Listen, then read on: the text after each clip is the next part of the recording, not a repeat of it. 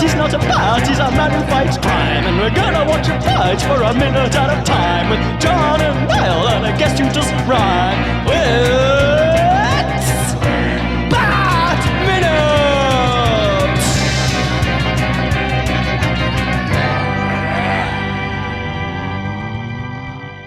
Hello everyone, and welcome once again to Bat Minute Forever. This is the podcast where we break off and carve intricate detail about each minute of Joel Schumacher's Batman and Robin, 1 minute at a time. I am one of the hosts, Niall McGowan. And the host that's here to stop you from feeling blue. It is I, John Parker.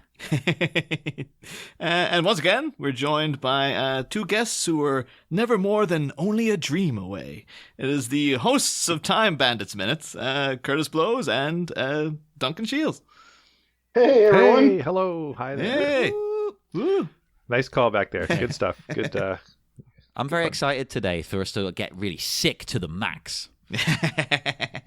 But today we are here to talk about minute 68 of Batman and Robin, which begins with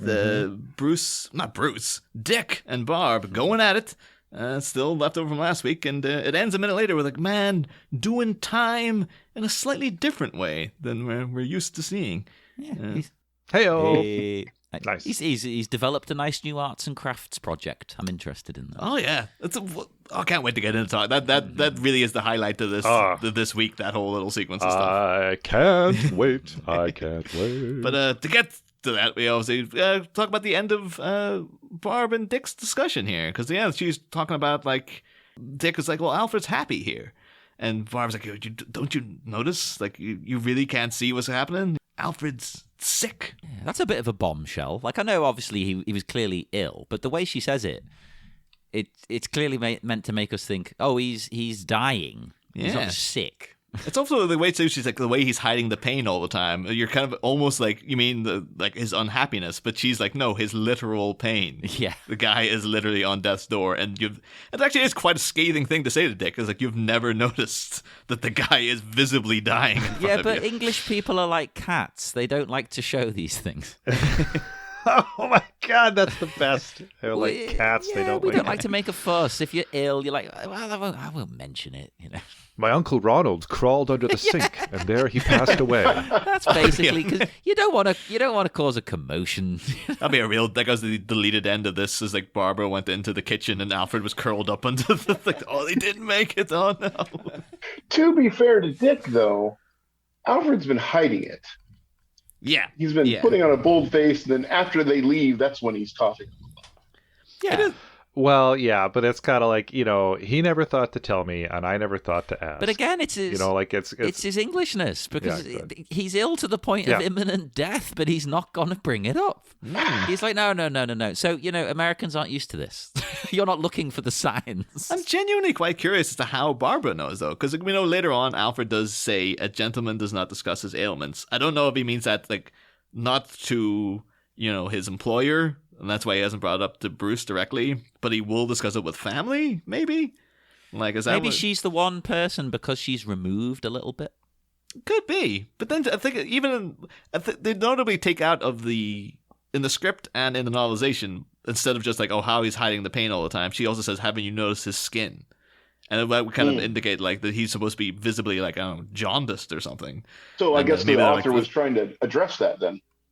Yeah, but I don't know if maybe Barbara knew maybe she was we do know that Bruce Wayne kind of has FaceTime in this universe because he had the little smartwatch thing with Alfred's face on it in the last movie. Oh, okay. So maybe she has FaceTimed Alfred through their whatever era this movie is set in. They have the technology where she could visibly talk to him and see his face, and that's how she knew I can see that he's sick and stuff. But otherwise, it might be that Alfred is actually, whatever his correspondence is, he's pouring it all out to her, and he won't tell anybody else. You have to come and save me. You have to get me out of this horrible place. Oh my gosh, you showed up. Hi. You don't. No, it's okay. I'm actually quite liking it here. Okay, yeah. He's venting. It's real, this. like, Alfred, if you're unhappy, blink twice into the camera. A bit of the Free Britney campaign is like that when people on Instagram said, like, if you're in trouble, Britney, wear yellow. And she appeared in yellow in the next video. I love it. Yeah, maybe that's what he's doing because he knows Bruce is always watching. Yeah. And listening. Well, that's why Alfred was wearing a bright yellow tuxedo that one day. We're onto it. We know the signs, the tricks. But... I need to ask you guys this. Am I spoiling anything if I talk about McGregor's syndrome today? Oh, no, go ahead. Like, we've brought it up and we were very confused because it seemed to be fake and then some things were trying to claim it was real. It is definitely fake, but he is not at death's door yet. No. There are 4 stages of this infection. And it's an infection that's like a genetic condition similar to cancer. So it's an infection that's a genetic condition that's like cancer. That's what that is. It's from the 1992 cartoon. It's an infection. It's an infection that's like a genetic condition that's like cancer. That's the explanation of this thing. Holy God! Have fun, doctors. Have fun That's diagnosing why they can't that. cure it. There are 4 distinct stages, and so far, Dr. Freeze has figured out how to cure the first stage, which is why we get the ending that we do with Alfred. It'd be great though if Mr. Freeze is like, he finally gets the billions he needs to continue his research. And he just sits down and he's like, okay, so it's an infection that's like... He's trying to write that up on the blackboard. I still don't get this. Yeah, he never said he had all the answers. He just wants to try and figure it out. That's why. It's like, I just have to do him the rest of his... Oh, that's weird too. Like, I wonder if he ever considered street racing for that research money. Hey, he'd win in that tank thing. Yeah. Plus, we know the rules are very lax. It's like, who's to stop him from showing up in a spiky mega tank? And this gives even more, credence to my idea that they should have made a Mario Kart spin-off of Batman Racing. Yeah, like 100%. I was saying the other week. Yeah, definitely. Oh, that would have been great with all the characters kind of shrunk down to like, I forget what they call that. Chibi wouldn't that size, be cool? That would have been great. And I could imagine, I was saying like the Penguin could have been driving the duck car that he's got, Totally. I'd play that. In a DC, second. if you're listening. We know some people from DC have listened, so DC, make it. Yeah, get a rogues gallery of Batman kart racing for sure. But oh yeah, I was surprised as well. She runs away. Yeah. After this bombshell, she just literally just runs. And I was thinking, like, I'm sorry, you can't just hit this mic drop right now. You can't say he's sick and then just run off. Dick needs info. He's standing there going, what? What's wrong with him? Is he going to be okay? Very, very unempathetic to consider. And like, she just seems to think that Dick is just an asshole who would not care about Alfred being sick. This isn't like a playful, undercurrent of flirtation or, interest or mutual spirits or whatever. She's just like, you're a douche and I hate you. Bye. She is going back to her room and she's replaying that conversation 15 different times, getting meaner each time. And she... Yeah. Writing in a diary. Yeah. I mean, you could say, like, she is, obviously very, very attached to Alfred, and she's just being, like, emotional about it. Like, she can't deal with this whole thing. But it is just a bit callous. Sure. It's like, you don't know this guy. You don't know his relationship to Alfred. You don't know how devastated he's going to be to hear that and stuff. And well, what an amazing, like, minute and 30 seconds for Dick Grayson. Like, because... Like, I would just be like, up is down, black is white. I don't know anything. What is happening? Like, your parents are dead. You love racing. I love, also doing extreme things to hide from the pain of my parents' absence in my life. We're like twins. What? My father figure is my servant, and he doesn't like it here. I've been mean to him all this time, but I thought that, oh my God, he's dying? And then she's like, what a minute and a half for this kid. Like, he's just getting he's just getting emotionally He doesn't know what's going on. It's a lot. it's kind of gives a weird perspective to Dick's whole thing, because when he came in the last movie too, he did have a kind of like, oh yeah, this isn't really my style, and he was like, constantly calling Alfred Al and stuff like that. But yeah, he never stopped to. Yeah, but he never stopped to think like, oh, maybe there's something like ethically wrong here. He was just like, this is what these guys are up to. I don't really care, It seems to be Barbara was the one come in with a moralistic viewpoint of like, master servant is this messed up, whereas Dick might have been, I never really thought of it that way. Like, I just accepted it on face value. It's news to him. I like that call me, Al. I can do your laundry. And Robin, when you call me, you can call me. Although, of course, we know from Batman Forever, Dick Grayson can do his own laundry. Yeah, I was thinking that. Yeah. Kung Fu laundry. Oh, there you go. Kung Fu laundry. Yeah, there should have been a scene of her doing Kung Fu laundry, too. It's like, oh my God, we have so many interests in common. Twinsies. I'm oh my god. not the only one. And Bruce, though, is watching and listening. And this is the most Batman thing George Clooney does in this whole movie. Hanging around in the shadow. Just that, like, Alfred's not sick, he's dying, and all of a sudden just he appears behind Dick like he's been standing in the shadows the whole time. Holy gosh. I watched this minute and I didn't put it. I thought there was a cut there. I thought this was later, but no, the camera just swings around from her running away to him standing there. Like it's like a comedy bit. Yeah. It's like, but again, it's like the opposite of what he's classically done to Gordon in the comic books, where like, Gordon turns around, Batman's not there. Dick turns around, no, he is there. He's been there the whole damn time. Yeah, he's listened to everything. You heard that whole thing, and then Dick's lack of reaction, like, oh yeah, he always is just like, like he's having some, conversation with, whispered conversation with one of his first girlfriends or something, and then he turns around and Bruce is just like, well, that went well, and he's like, you can't get rid of him. He's not like, whoa, what are you doing? Did you just listen? He's like, oh yeah, he just it's no big deal. He doesn't react at all. But it's like that's kind of his thing. That's what he does. I'm used to it by now. But you know what? I have a problem with what Bruce says. No, because he says Alfred's not sick, he's dying. And I'm just like, both of those can be true. You're dying because you're sick, right? He's always got to one-up people. Yeah. Versus, I can't ever leave a bombshell. I'm going to have to leave a friggin' nuke now to this kid's psyche. It's a bit mansplaining, isn't it? Like, well, actually. That'd be great. Yeah, in the background, he's just taking off the glasses. It's like, well, actually. No. Yeah, he's pulling a bit of a she knows nothing, yeah. I'm also very glad you guys get to a moment here with the unsung fifth star of the movie, George Clooney's bathrobe, which appears the bathrobe endlessly in this friggin' movie, like every other time he's in Bruce Wayne.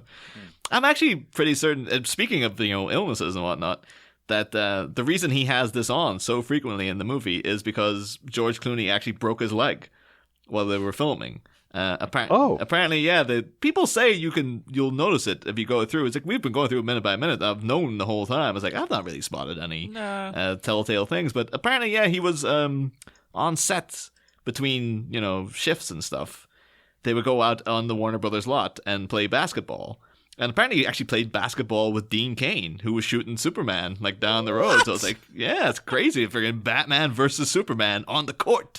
Now, that is a movie that needs to happen. I want Batman versus Superman crossed over with Space Jam. Or White Men Can't Jump. Oh, you're bringing back that scene of Halle Berry and Catwoman basketball. Yes. Oh man, if Halle Berry was there, this would be like, screw the whole Flash Michael Keaton movie. This is the movie we want to see. Clooney Batman, Dean Cain Superman, Halle Berry Catwoman on the court.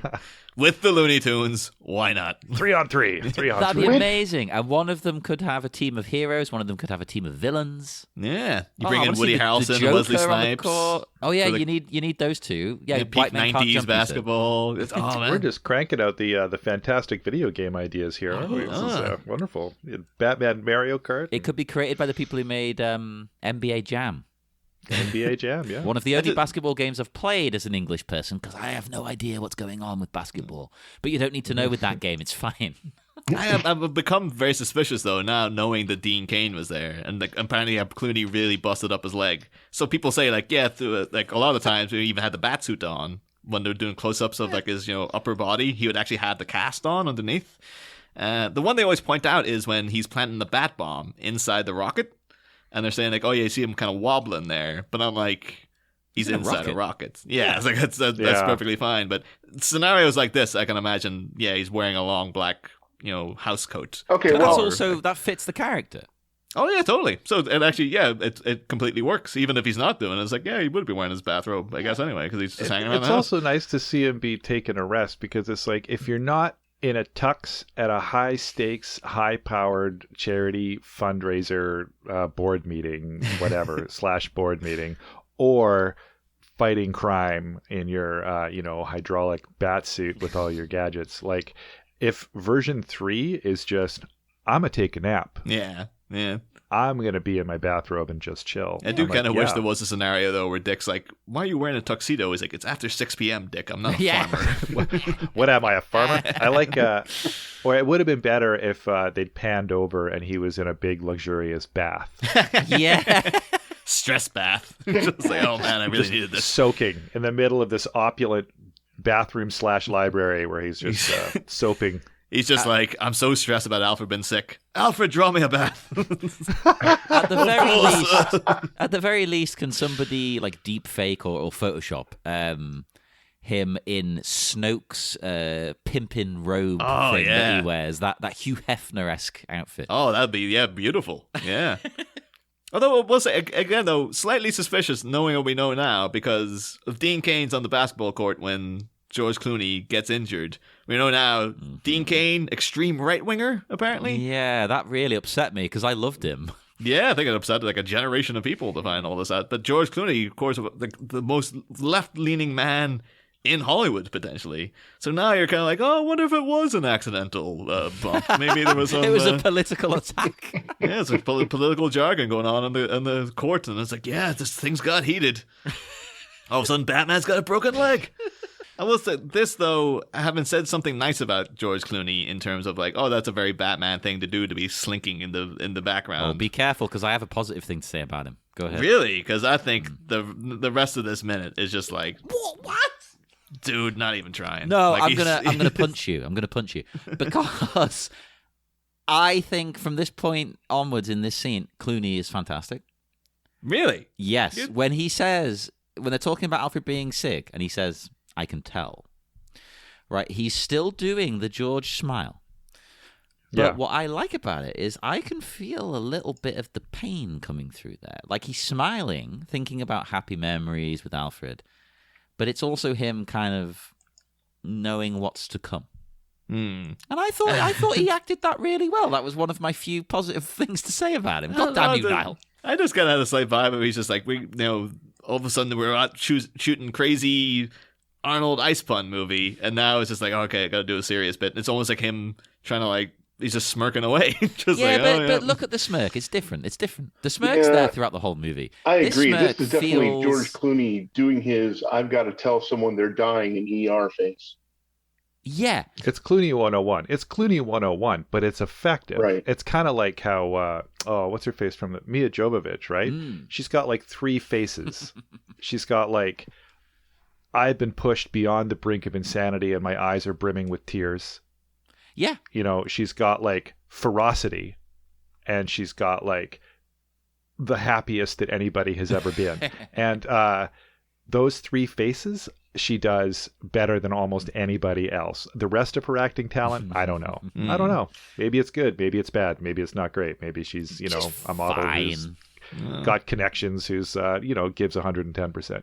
Good for her. Yeah. But those 3 things she does have carried her like a really long way, because they're amazing. And it's the same with George Clooney here. His like wry, smirky, insightful, still waters run deep, kind of face. Exactly.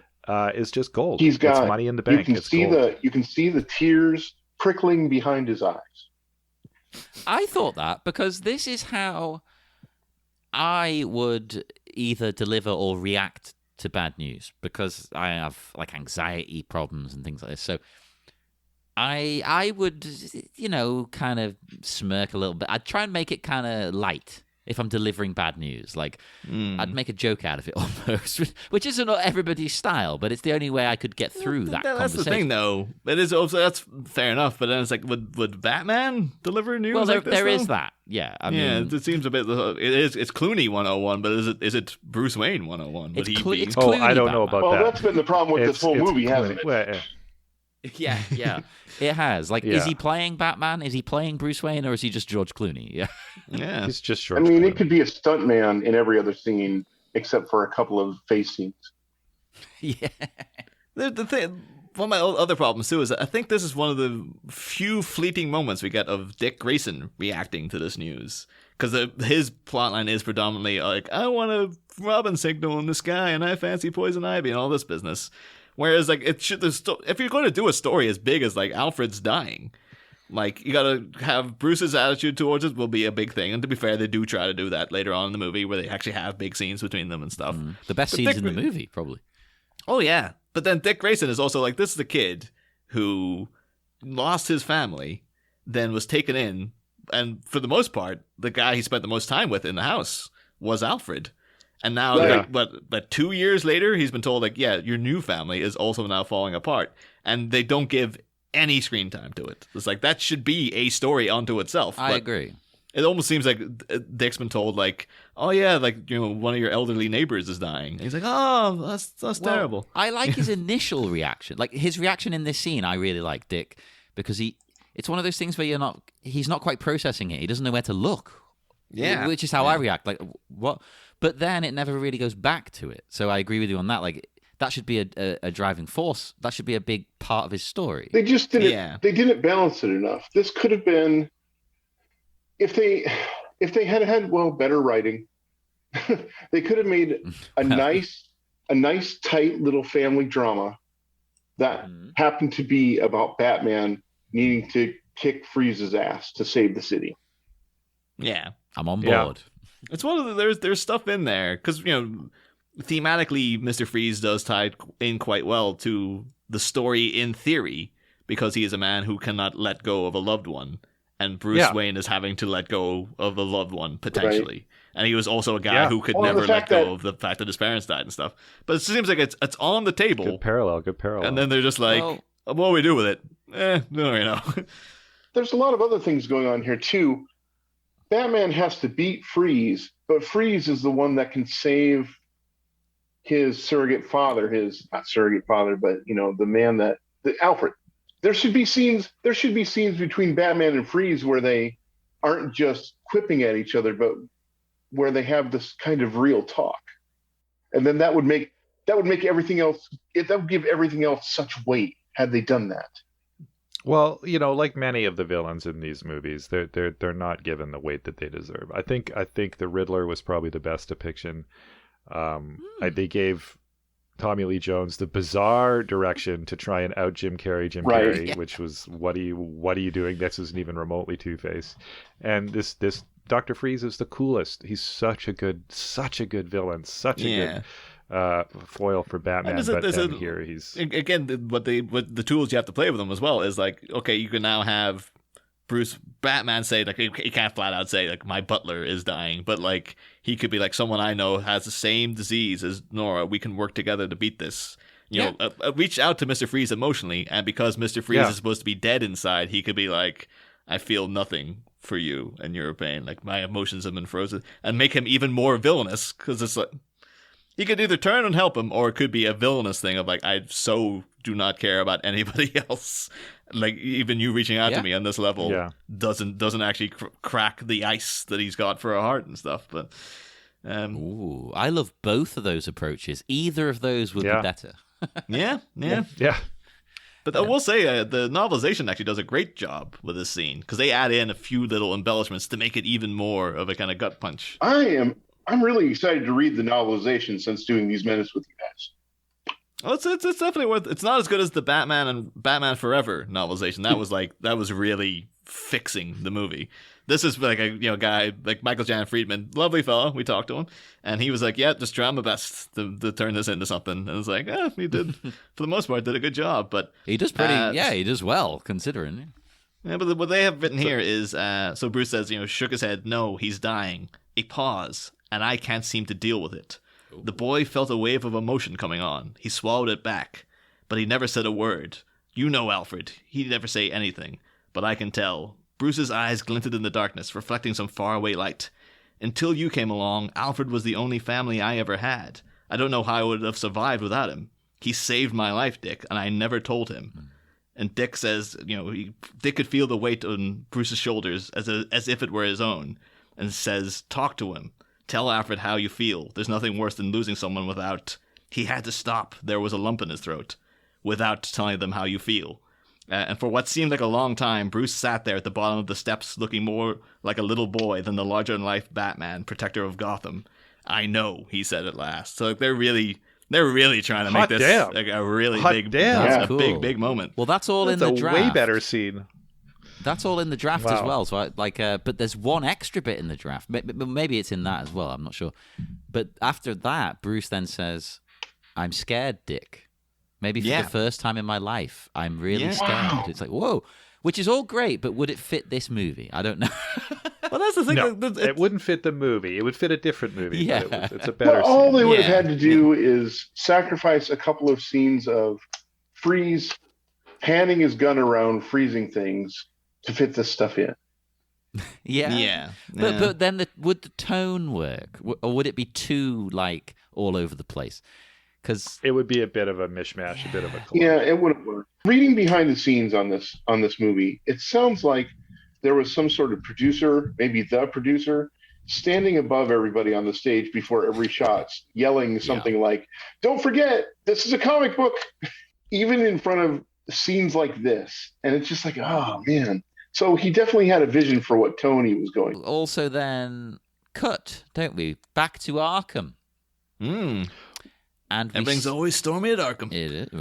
Although it's actually not raining for once, so there you go. Maybe things are looking up. We could say it's always stormy in Arkham. Could be the comedy spin-off that they do. Yeah. It's like a sitcom set within the walls. High on a cliff with its own weather system, I guess. Now, so is it in a cul-de-sac on a cliff kind of thing? That's what it looks like. Yeah. It's highly peculiar, and we're also very confused about why Bruce Wayne is funding this place, because it seems like a torture factory. Yeah. And it also looks like a level in the game Quake.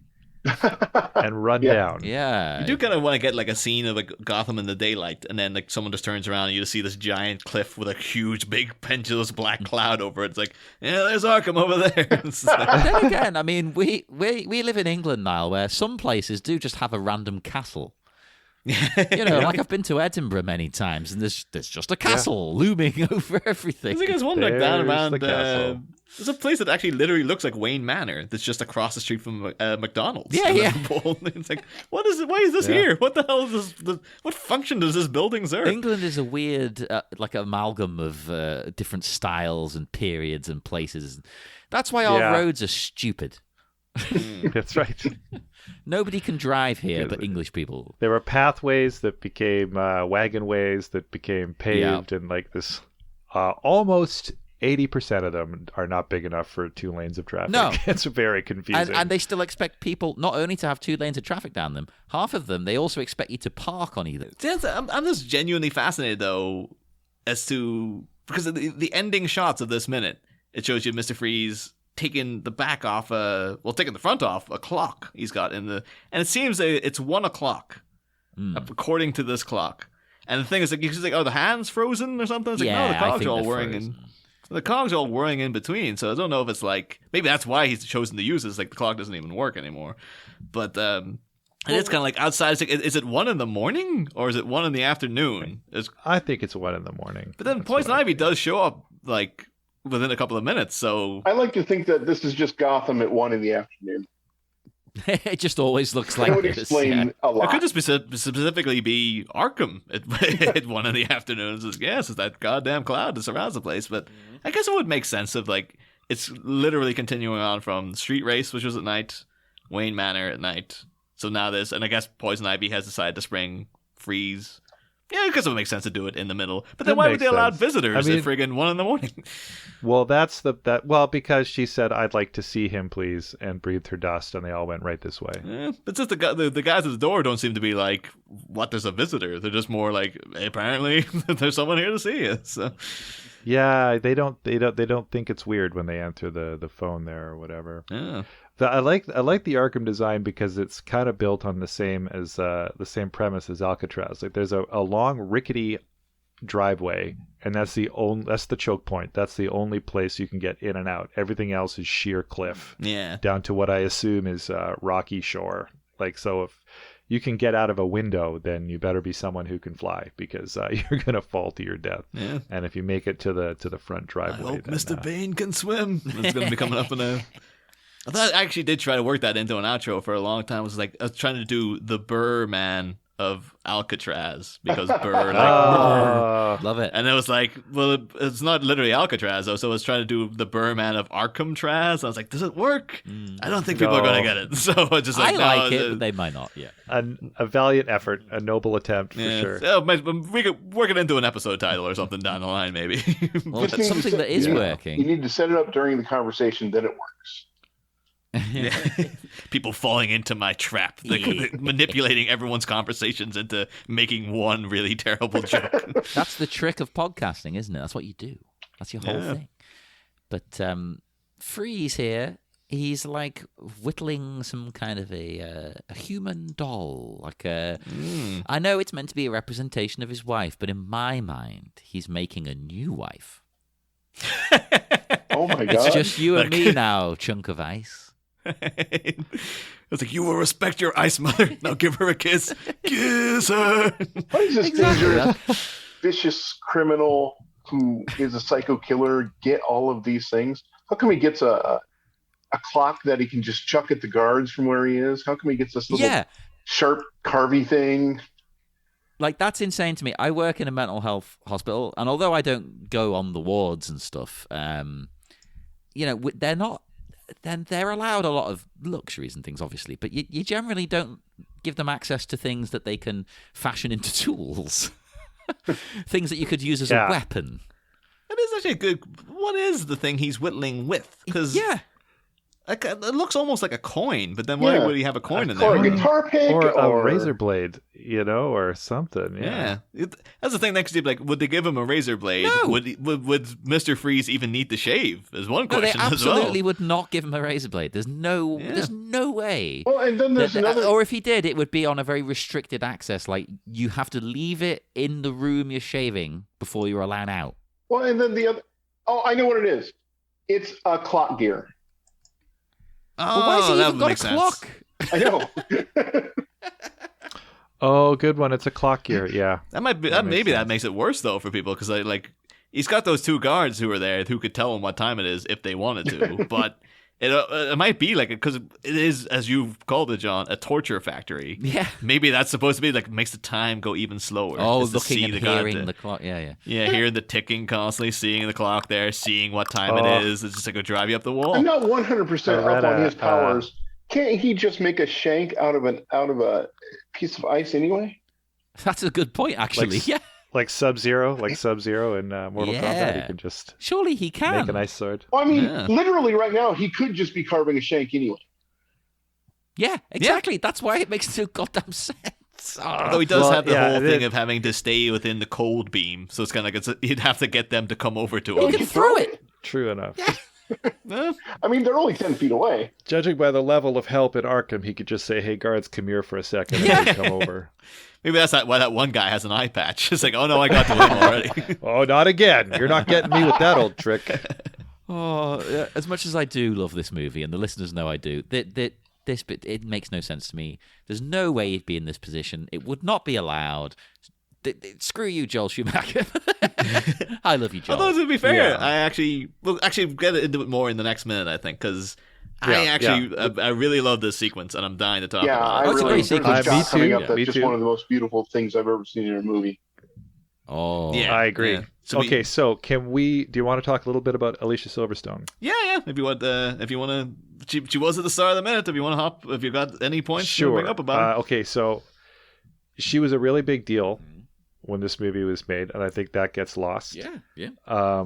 She went from The Crush, a movie where she played kind of a Lolita figure in The Crush. Oh, that's and then she recently rewatched The Crush, and it was uncomfortable, to say the least. I think she was like 15 when she made it. Yeah, and if people don't know it, it's uncomfortable. It's basically a 90s erotic thriller version of Lolita, where Carrie Elwes moves into a house. She's the daughter, and she's throwing herself at him, and he's basically like, I think you're supposed to be like on his side, kind of, because like, oh, she's crazy, right? She won Best Villain at the MTV Movie Awards that year, beat out Ralph Fiennes for Schindler's List. That's how much of a villainous character she is in it. And cool. Yeah, it's crazy. Like, there's a lot of things though where it's like, oh yeah, she's throwing herself at him, and then he kisses her at one point, and then he kind of breaks it off. But you're like, he's the bad guy. Like, if a teenager's coming on to you, you should not be in any way reciprocating, but he kind of is. Yeah. And it's very, very uncomfortable viewing nowadays. Yeah, like they did that better in Juno. Yeah. Right? Because I think that they really painted Jason Bateman as, he wasn't the good guy. Yeah, no, he was kind of sad. It does have a fantastic ending, though, where there's a big showdown in the attic where there's a carousel set up. And Tara from Buffy is tied to it for some reason because Alicia Silverstone's trying to kill everyone. And then Carrie Elwes, Alicia Silverstone runs towards Carrie Elwes, and he gives her the most minor punch imaginable, and she flies across the room as if on a giant friggin' bungee cord or something. Wow. And it is hilarious. I've got to see I think I saw it when it came out, but I don't remember any of that. So that's maybe that's time for a rewatch. I did find out that it is on Netflix currently, so it's not a great movie, but it's worth I think we'd almost do a hiatus episode on it because it actually is pretty fun. We're doing it. But then, and then she went over. She was in the Aerosmith video, a couple of Aerosmith videos, which were really, really popular. And then she did Clueless, a little forgotten indie favorite called Clueless, which was like, massive. And then that got her a 3-year first look deal for her own production company, which is unheard of, for especially, for a young woman of her age in that in that atmosphere. She was like a 3-year first look deal for her own production company. Was wild. So she's very ambitious and doing a lot of stuff. And then that same year she did Le Nouveau Mode, which was like these are films that her production company put out. Was Le Nouveau Mode, The Babysitter, and Hideaway. And I remember Hideaway because it was filmed in Vancouver. And it was awful. Yeah, that's the Jeff movie. Goldblum sees through the eyes of a serial killer movie or something. Remember? I think Jeremy Sisto was the serial killer, and I always thought he was headed for bigger things than he got.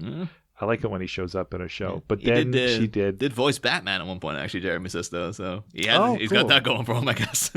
Yeah, and he was on 6 Feet Under, which was a good show. When he shows up, he's good, but I always thought he was. They did White Squall, Ridley Scott. Ridley Scott.